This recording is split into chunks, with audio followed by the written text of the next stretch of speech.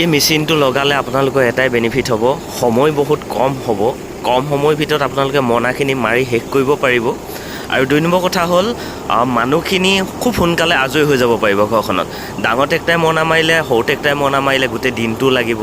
বা আজি 400 ডাঙৰি আমি মৰণা মাৰি আছোঁ, 400 ডাঙৰি মাত্ৰ 1 ঘণ্টা 35 মিনিটত কমপ্লিট হৈছে। তেতিয়াহ'লে চাওক সময়টো বাচি গ'ল। আৰু মানুহ লাগে মাত্ৰ 5জন মানুহ লাগে। 5জন মানুহ হ'লে আপোনাৰ ধৰক এটা ডাঙৰি 7 টকাকৈ লয়।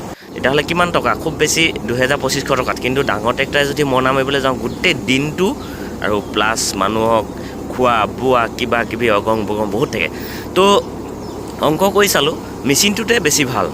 মেচিনটোত মানে কি হয়, কিছুমানে কয় যে মেচিনটোত অকণমান আমুক হয় তামুক হয় কিবা কিবি কয়, কিন্তু একো নাই। মেচিনটো যিজনে এক্সেল দি যিটো লেভেলত ৰাখিব লাগে সেই ধানখিনি চাই তেখেতে জানিব লাগিব। মই ধানখিনি দেখুৱাই দিছোঁ, চব একদম সুন্দৰ ধান ওলাইছে, পূৰা চফা।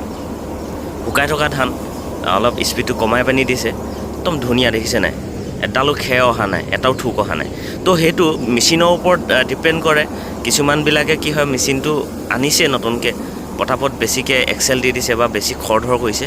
তেনেকুৱা নহয়, এটা লিমিটত যদি মাৰিব জানে আৰু ভালকৈ যদি সেই অপাৰেটৰজনে যদি মানে আপোনালোকক ধানখিনিৰ বিষয়ে জানি পানি যদি মৰণা মাৰে নহয়, একদম সুন্দৰ আৰু খুব কম সময়ৰ ভিতৰত আৰু লাভ হ'ব আপোনালোকৰ। সেইটোৱে দেখুৱালোঁ।